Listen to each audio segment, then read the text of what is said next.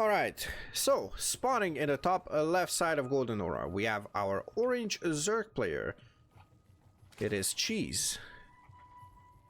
And his opponent up against him in front of a huge task to dethrone a 400 MMR higher player than him.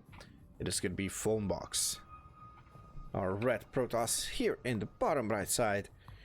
And we're going to start with a bit of an interesting is this gonna be a hatch block? Yeah, this is looking like a hatch block, to be honest. Okay, this is quite nice. So the way you want to actually do the hatch block is you need to somehow send out the first probe that returns minerals in the very beginning.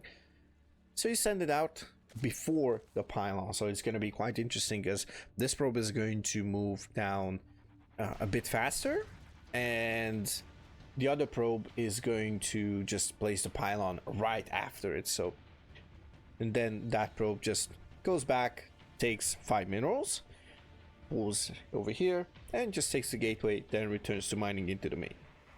Quite straightforward, and the result is going to be the Zerg having to take the hatchery on the 3rd location.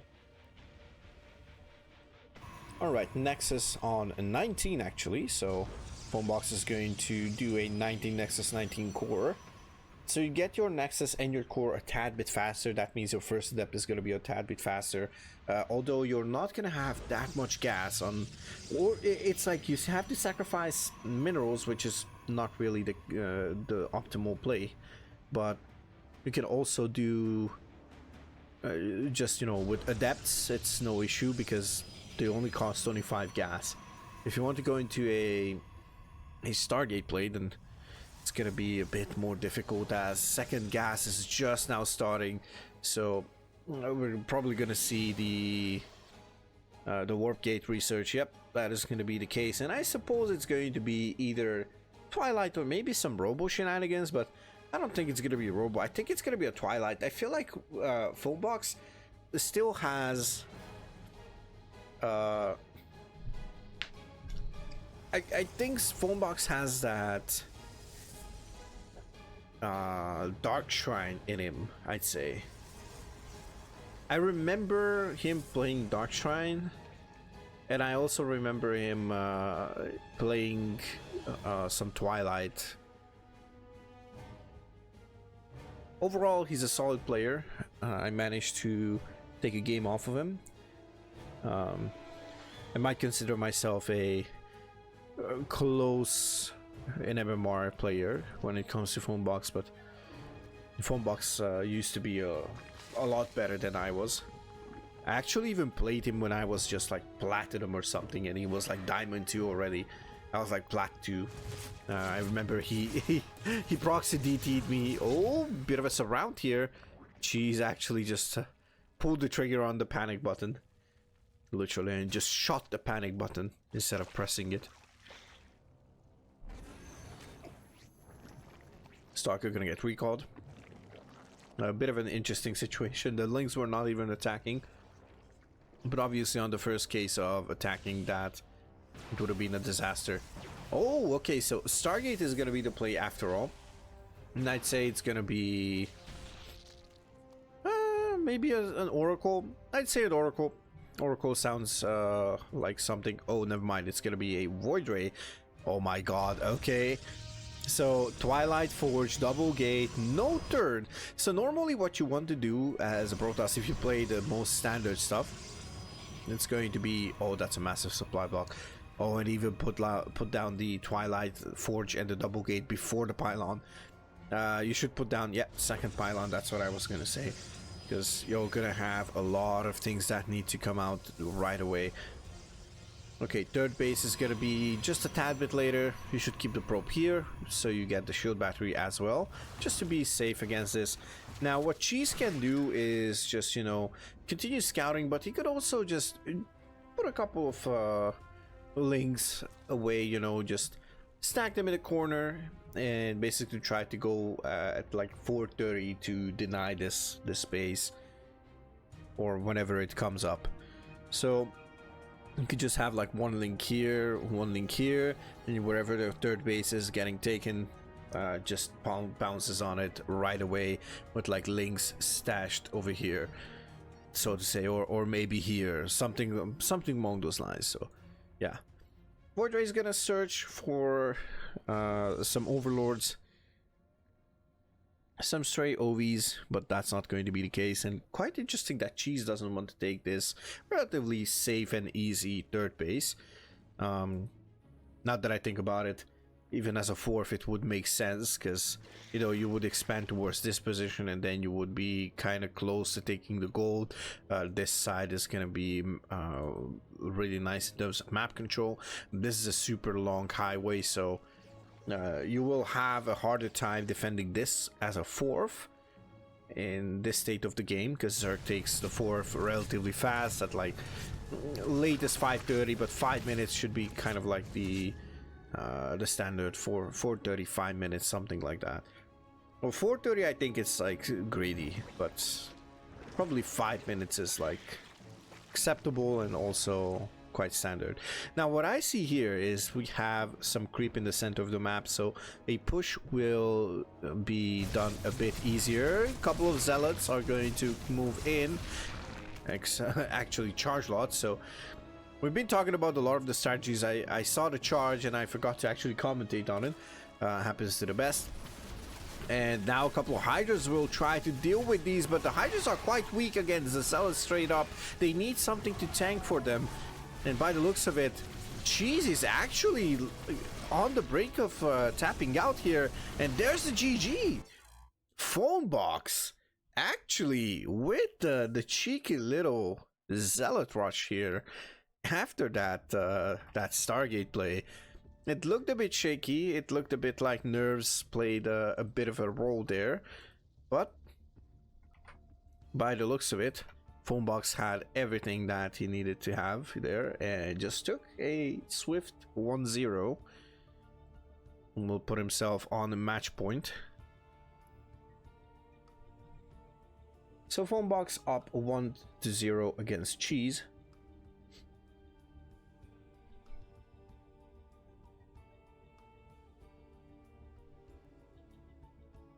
Let's see how the second game is going to go.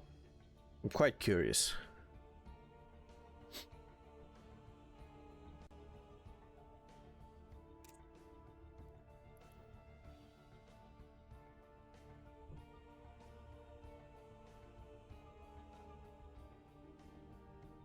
In the meantime, let me give a huge shout out to everybody who's involved in the Hungarian Pro Series, both players and organizers. Biggest shout out goes to Nation Regimes Winter, Hungarian Protoss Winter, for organizing and just enduring all of our stupidity. Sometimes the annoying askings and everything. We love you, Winter, and thank you for organizing such cool events in the Hungarian Starcraft scene. Makes it feel a lot more wholesome than just a regular tournament, you know. Anyways, what could be wholesome is more StarCraft, right? In that case, our player here in the top right side of Alcyone, or as we said with Ace, Alcyone, just to give that put that out there. Shout out to Ace, by the way. We have our Orange Zerg, who has to take 1 point back to even force a decider. This is Cheese. Going up against the surprise of the evening. I didn't think that the 400-500 MMR will look like nothing for this gentleman over here. Pulled a quick one, a little bit of a cheeky little charge all in over there with some Void Rays, with some Adepts and everything else. This is none other than Phonebox.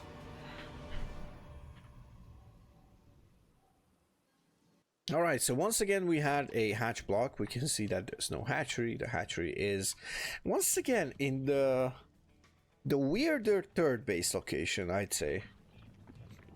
Anything else is quite standard. It's standard on the side of Phonebox as well. And we have a 19. Okay, we have a 20 Nexus. Well, now it's a 20 Nexus, but I think it wasn't a 20. Or maybe it was. Maybe I looked at the cheese by accident and yeah. Anyways, the idea is that everything is standard and everything is going to unfold just as everybody would expect it. Now, okay, second pylon just in time, and by the positioning of this pylon, I would say we're going to have a Stargate over here. Now that's just, you know, a tiny feeling over there. Because why would you actually place that pylon over there if not for anything like a Stargate? Now, what I cannot understand, what's happening with Phonebox's probe production, because I actually did not produce probes for quite a couple of seconds. We should have the Stargate go down at like 220 something, I believe. 225, 226, something along those lines. Not going to be the case. It's going to shade this adept across the map. Now, what Protosses can actually do is just this Overlord will see the adept shading, so you could basically just see what the vision range is on every single map, and you can just pretend that you're shading. You can do, okay, you're going to pull the adept back up until here, and maybe you cancel the shade, and then maybe you just go for another shade, and maybe then you cancel again, and then you finish it the third time, yada yada yada. You can like play around, do some mind games and whatnot. It's always nice. And the Zerg will be forced to actually make a couple more links because adepts are going to be quite beefy in the early game. And of course that 330, 340 timing is going to be the tough times, so to say. The hard times are going to be up until then. Nicely done here, following the shade. Okay, never mind. Actually lost track of those shades. Again, right click on the shades to make it a bit easier. Adepts are going to try to go out. One of them is going to go down. Let's see the second one. The second one is going to live, but barely. Oracle is going to move into the main base. Now, if you had a base here, you would be alerted by now. Okay, Oracle will get a lot of damage. Oh my lord. Okay, oh, maybe this Oracle is gonna go down. Not gonna be the case for now. At least not yet. Gonna go for the recall. Ooh, if a queen was there, they have enough range to actually reach it. So, could have been like a couple hits. That's why the recall is dangerous if you don't plan it the right moment.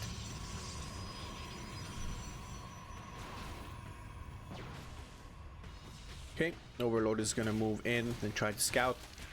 Lings are going to provide support here. Okay, but it looks to it Phonebox is not aware of this whole thing. Second Oracle is out, so these two Oracles are going to try to go and do something. Now, okay, gases are being saturated. Twilight is not done. Oh, Robo Forge? No Twilight. Okay, okay, okay. I see, I see. Third base is super late. Super late. Third Oracle moving out just now. Another one is actually going. This looks so funny, honestly.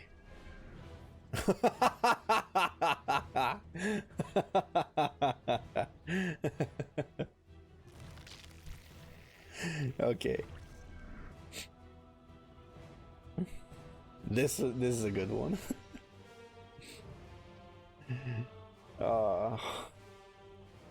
That was good. Okay, Oracles turn on their pulsar beams and gonna start mowing down a couple of drones. Oh, but these are auto attacked. These are an A move, and I'm not even sure, can 3 Oracles just deal with a single hatchery? I don't think so, honestly. There's not enough energy on one of them. One of them is already empty. Another hatchery is being put down. The 5th base is incoming. So Cheese opts to take the top side of the base. It's going to try and do something about that pesky right side of this whole thing. Oh, never mind. Actually, he's going to mine out these minerals as well. Potentially just to open the map, but maybe he's going to put down a 6th hatchery as well. All of a sudden, it's going to be like, you know what, let me just be a bit greedy. As once again, we have charge first. We're also going to have some Templars. We're also going to have a Robo Bay. Now, I'm curious what we're going to see with that Robo Bay. I believe Phonebox actually played this type of build or something of amongst the lines of this composition. And I wasn't exactly ready for it, so it's quite a powerful composition. You go charge Archon Immortal with oracles behind it to support them with potentially, well, if you have those oracles. You still have the 3 oracles, so stasis trapping is going to be quite nice for that army. Prism on the right side, gonna try and find that hatchery. Okay, Prism is probably gonna go. Okay, never mind. He's gonna warp in Zealots right in front of the Zerg army. Gonna try to pick up, most likely. Should pick up. Oh, but a couple of Hydras. He should have gone towards the main base, I believe. We have 3 Templars. Storm is on the way. And we're getting towards that massive splash heavy army. The Protoss Death Ball that everybody fears. Both Zerg Terran and Protoss indeed. Like even in PvP, the Death Ball is super scary, but now by the looks of it, Cheese is gonna move forward. He's gonna proc the battery overcharge. There is one more stasis trap, but it's gonna only catch 2 roaches. That means this army could actually have some potential, but it's not looking like it. Cheese is actually falling apart, to be honest. Like, this is not that much damage that he did, and it looks like that was kind of his main push. Or was it?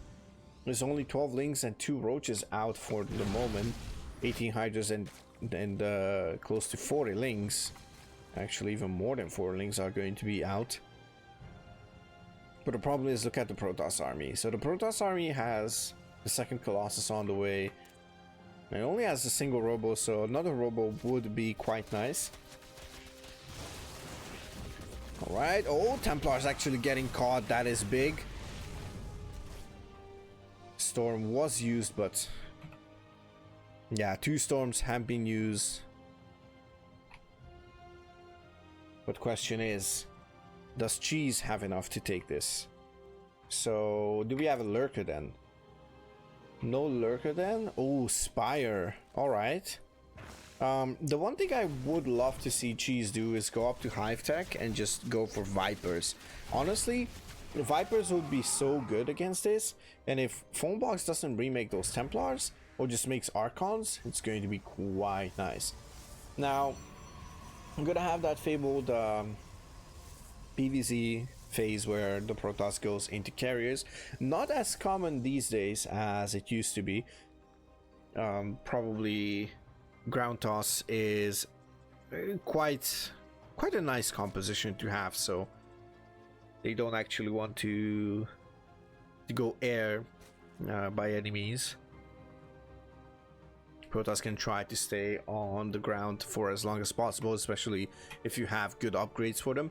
Now, before you transition, you should start +1 air, because if there's Carapace, if there's anything, like carriers are going to benefit from attack upgrades immensely. Those interceptors attack twice, and each interceptor attack, so not just the interceptor, so each interceptor attack will actually make more damage, which is absolutely nice. Like, obviously you want more damage, right? In the meantime, Cheese is taking over the map. He's just consuming it. For some reason, he has a gold base allergy, so maybe just expects Phonebox to try and counter that. But I suppose at this point he's maxed out, he's banking a lot. He should take that gold base to bank even more and just have a tech switch ready when it's time for that. Corruptor's on the way. I'm curious if we're going to see Vipers as well. Do we have Vipers? Nope. Vipers are not present yet, but we have double Spire. And we're going to have +2 air most likely, and we're going to have a beauty of a, oops, sorry about that, a greater Spire. Lurker's also on the way, so we're gonna have that little turtley late game siege composition with Hydra Lurker, Viper, Ling, Roach, everything in between. Now obviously the Roaches are super supply inefficient. They are going to fall off like a rock off the cliff, so they fall from the cliff literally. Just, you know, they had damage, now they don't. That's pretty much the story of Roaches in PvZ.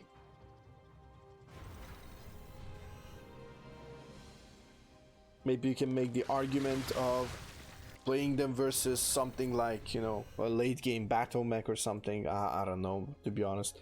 Oh, massive Bane Bus coming in on the left side here. And by the looks of it, Phonebox has nothing ready here. It's gonna lose this mineral line of probes.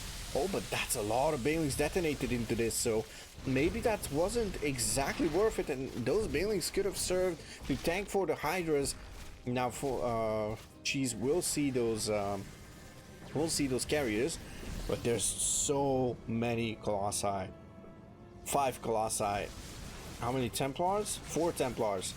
Each of them having enough energy for Storm from what I see, or almost all of them. And Lurkers are gonna get cleaned up. Yeah, this is looking like a super solid game. But by the looks of it, Phonebox is gonna be the one who actually completes an upset if he manages to fight this off. And by the looks of it, there's not enough Corruptors for now. There's 24 Corruptors though. Okay, never mind. This could mean something great here, but the Storms are actually quite nice. He should get rid of them. Oh my god! 11 Corruptors remaining, but these Corruptors are not together. I was like, oh, that shouldn't actually be 11 Corruptors. Now, oh no, the Corruptors actually moving together with the army. A bit of an F2 mistake here. Oh, that's not gonna be great. He's gonna move in and try to salvage whatever he can from this hatchery. The Colossi actually hitting that hatchery. They're going to take it down. And the carrier will fall for now. But Phonebox is actually... Oh wait, Phonebox is not remaking his army. I'm not sure what's happening. Maybe he's expecting Cheese to go for more Corruptors. Oh, one more Colossus will fall. And this is a lot of Roaches. A lot of Roaches that can actually push forward with creep under their feet. Is this going to be enough? The army is cornered. And Phonebox is actually not remaking... Oh, he has no money, I just realized. Okay, he has no money despite being on 5 bases. He's on 62 workers, but it is not going to be enough. I think he should just pack everything up and just recall. Stalkers could try to... Oh, there's no blink. Oh my god, everything is falling apart for Phonebox. He had this game in the bag. He's gonna try and defend this. Gonna try to do something about this, so he's not going to leave just now. This one Colossus could actually mean the difference if he can protect it, but looks like Cheese is hungry for that Colossus. He's trying to go for it with the Lings. and the Colossus's shields are falling. There's no shield battery here, and this is looking really tough for Phonebox, but the Colossus is still alive. A lot of Zealots are actually being warped in, but these are slow warping Zealots. Oh, the pylon can even go down in the meantime. Oh, this Colossus. Oh, that Colossus actually managed to save the day, and the game is still not over, ladies and gentlemen. We are still in this game. 66 workers to the 71. A bit of a counterattack here, and I believe he could have just focused down the workers. You know, a bit of a shift click shenanigan would have solved the issue. Bit of an oversaturation here, and some inefficient mining on both sides, most likely, as I can tell. Yeah, they have to fix those mineral lines as soon as possible, because in these moments you need all the mining that you can get. Cheese is potentially going to try and assault this left side once again.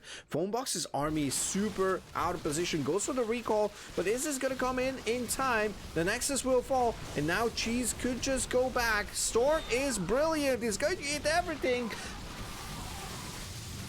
Oh, once again the slow warp is, oh, this is so painful. The Zealots are not going to be there in time. Is there any storms left? I don't think so.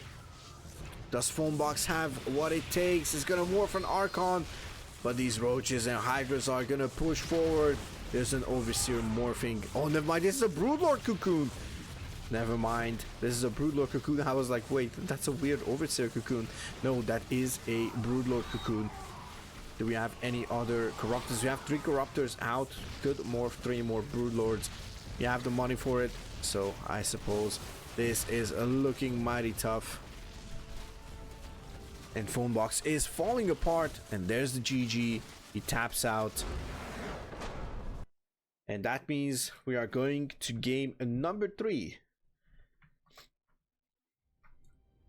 More Starcraft for the Mauzy fam.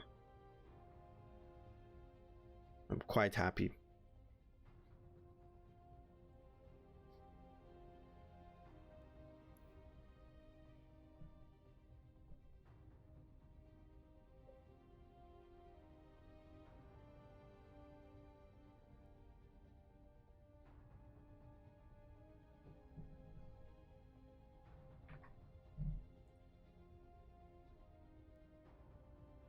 Okay, we are waiting on the third one. Right here in the queue.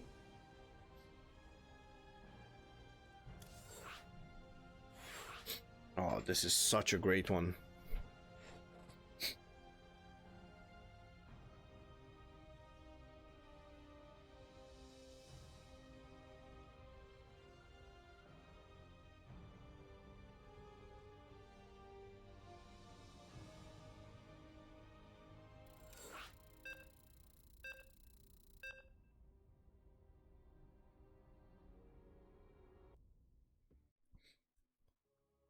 All right. Third map, Oceanborn.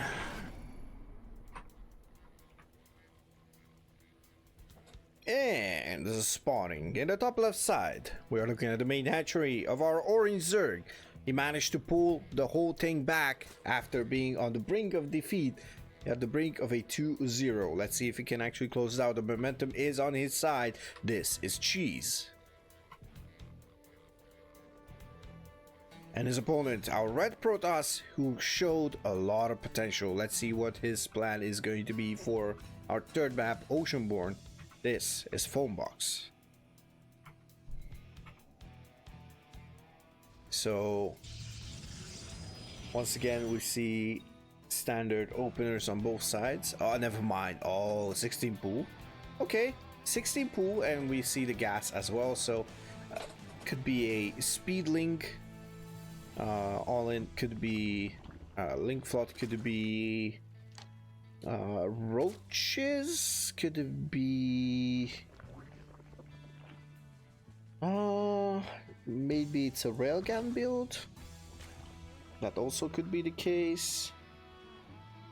Yeah, there's a lot of options here for Cheese. Another drone will be made, so it's gonna go up to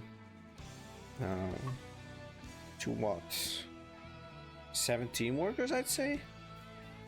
Let's see. Let's see. Okay, 2 links are coming up. And I don't see a queen being made. I suppose a queen could be in store. Oh, by the looks of it, it's going to take it at the 3rd.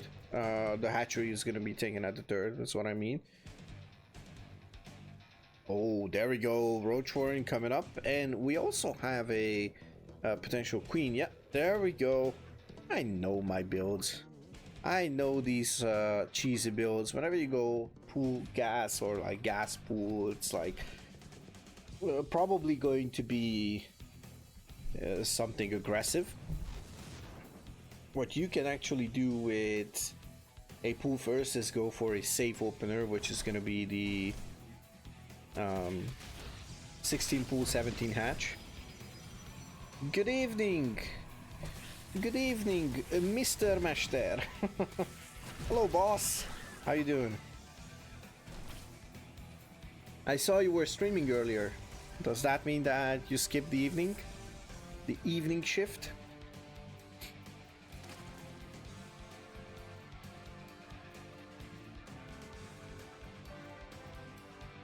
Nope.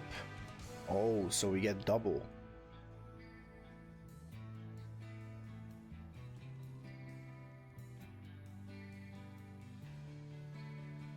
Okay, so speed is on the way, and how many roaches we have? 4 roaches and 1 ravager morphing, so this is gonna be the Lambo style 5 roach. And Phonebox is in a lot of trouble. The shield battery is not going to be in time, I believe. At least it shouldn't be, as this is gonna push through. And yeah, this looks mighty green. A second adapt is gonna be out, but you need stalkers, you need a Stargate, you need a lot of things to actually go your way, and maybe then you can actually hold this. But that's not going to be the case. Sentry is gonna get gunned down instantly. Well, not gunned down, but yeah. When catch a moment when family went out. I kind of get that feeling. Actually try to seize every single moment, as Cheese looks to seize this moment and just try to push through this whole thing. 4 workers remaining for Phonebox, and there's 2 adepts here. GG is the call. And after some grueling macro shenanigans, well, a second game with macro shenanigans, Cheese will reverse sweep Phonebox with a swift 2-1